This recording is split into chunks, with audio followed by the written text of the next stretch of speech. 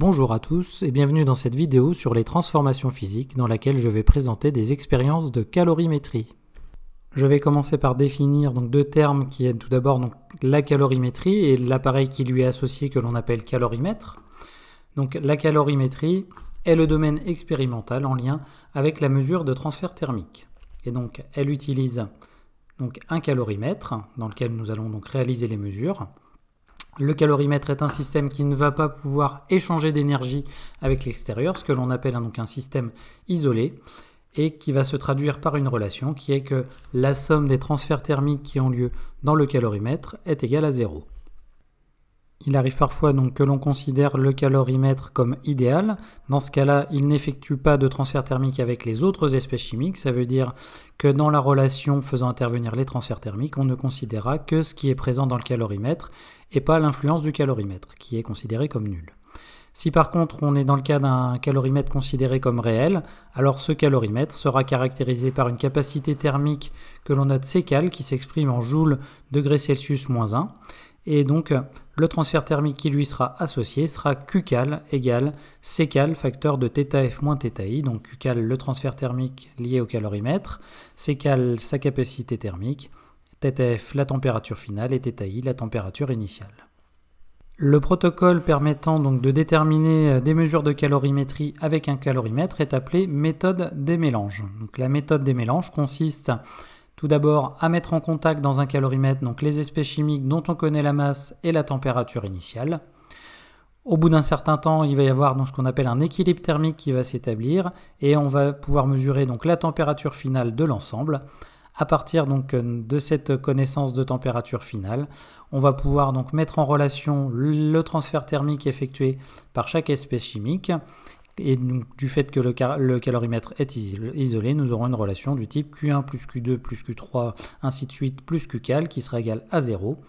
En utilisant l'expression des différents transferts thermiques, on peut aboutir à la détermination d'une grandeur thermique comme une capacité thermique massique, une chaleur latente de changement d'état ou autre chose. Lorsque l'on réalise une expérience de calorimétrie, la première étape consiste à déterminer la capacité thermique du calorimètre.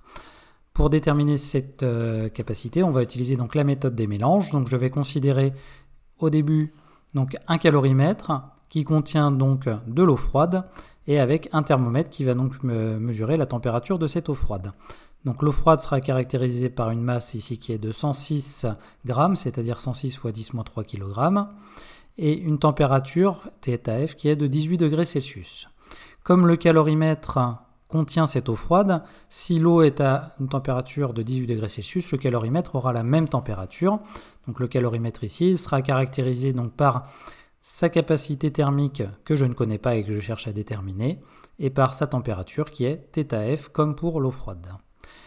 Je vais maintenant placer un bécher contenant de l'eau chaude, cette eau chaude qui a une température qui est de 45 degrés Celsius et une masse de 206 grammes, c'est-à-dire 206 10-3 kg.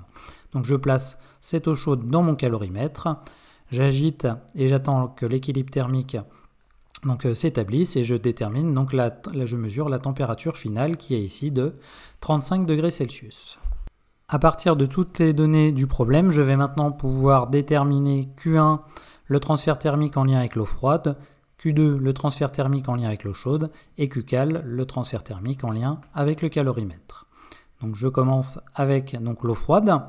Donc l'eau froide est passée de θf à θec. Donc c'est une variation de température. Donc Q1 est égal à mfCO, facteur de θec moins θf. Ensuite, l'eau chaude, elle est passée de θc à θec. Donc Q2 est égal à mc fois CO, facteur de θec moins θc. Et enfin, le calorimètre, lui, est passé de θf à θec. Donc Qcal est égal à Ccal, facteur de θec moins θf. Toutes ces mesures concernent le calorimètre, qui est un système isolé. Donc la somme des transferts thermiques est égale à 0. Donc Q1 plus Q2 plus Qcal est égal à 0. Je peux remplacer maintenant dans cette expression Q1, Q2, Qcal par leur expression ici. Donc MFCO facteur de θec moins θf plus MCCO facteur de θec moins θc plus Ccal facteur de θec moins θf est égal à 0. Je cherche à déterminer Ccal, je connais toutes les autres grandeurs, donc Ccal est égal à MFCO facteur de θf moins θec plus MCCO facteur de θc moins θec, le tout divisé par θec moins θf. Je remplace par les valeurs numériques et j'obtiens ici une capacité pour mon calorimètre qui est de 63 joules degrés Celsius moins 1. Connaissant maintenant donc toutes les caractéristiques de mon calorimètre, je vais déterminer donc la chaleur latente de fusion de l'eau solide, donc de la glace. Donc je vais utiliser un calorimètre qui contient de l'eau avec un thermomètre pour avoir donc la température du mélange qui va être effectué. Donc je pars avec de l'eau froide qui a une masse de 208 grammes, donc 208 10-3 kg, et une température de 18 degrés Celsius. Mon calorimètre est caractérisé par sa capacité thermique qui est de 63 joules degrés Celsius moins 1 et par donc, sa température qui est la même que l'eau froide qui est donc de 18 degrés Celsius.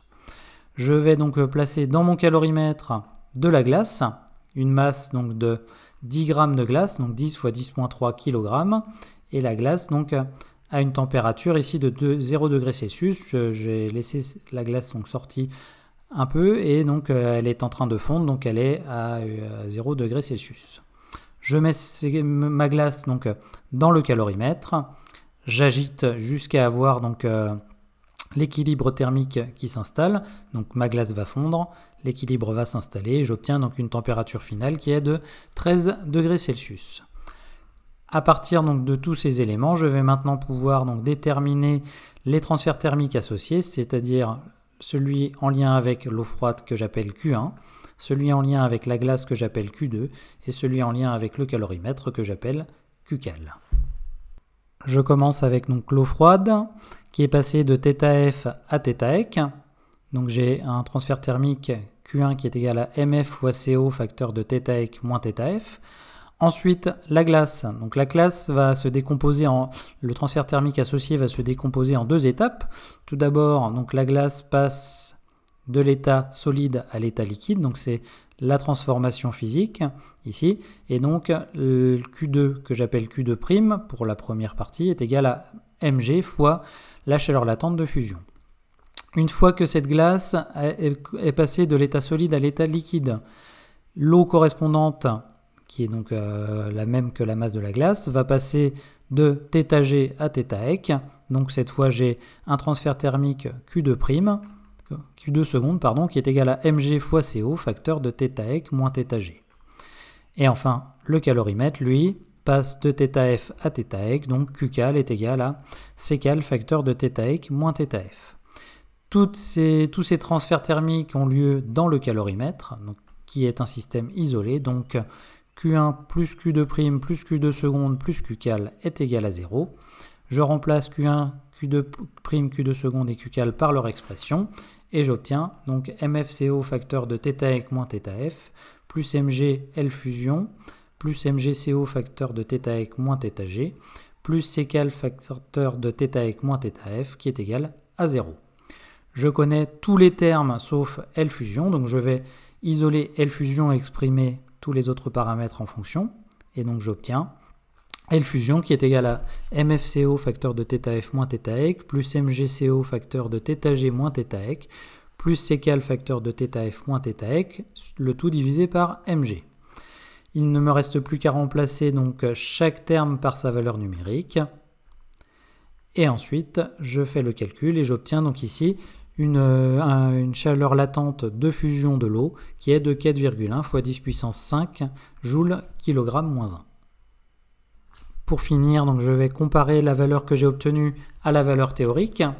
Donc pour ce faire, je vais donc calculer l'écart relatif, R qui est égal donc à L expérimental moins L théorique en valeur absolue, divisé par L théorique et multiplié par 100 pour avoir un résultat en pourcentage. Donc je remplace par les valeurs numériques, donc j'ai obtenu une valeur expérimentale de 4,1 fois 10 puissance 5, la valeur théorique est de 3,3 fois 10 puissance 5, donc quand je fais mon calcul, j'obtiens ici donc un écart relatif qui est de 23%. Quand l'écart relatif est supérieur donc à ici 10%, on considère que le résultat est médiocre, donc c'est ce que j'obtiens ici. Alors plusieurs raisons à ce résultat. Donc plusieurs causes. Tout d'abord, donc le calorimètre n'est certainement pas très isolé. J'ai utilisé donc une thermos alimentaire. Donc en termes d'isolation, c'est relativement faible. Ensuite, la précision des mesures. Ici, donc le thermomètre ne me permettait pas d'avoir des mesures plus précises qu'au degré Celsius. Or, c'est un des points très importants lors des mesures de calorimétrie. Il faut pouvoir donc déterminer très précisément donc les températures, au moins au dixième de degré Celsius, pour pouvoir avoir des résultats corrects, ce qui n'est pas le cas ici. Et enfin, donc, les mesures de température m'ont permis également d'obtenir donc la valeur de capacité thermique du calorimètre. Donc on peut également douter de la précision donc de la valeur de capacité thermique du calorimètre. Tous ces éléments font que les mesures de calorimétrie sont en fait des mesures très difficiles à effectuer en termes de précision, et en général on se contente d'obtenir donc en fait les ordres de grandeur des grandeurs thermiques.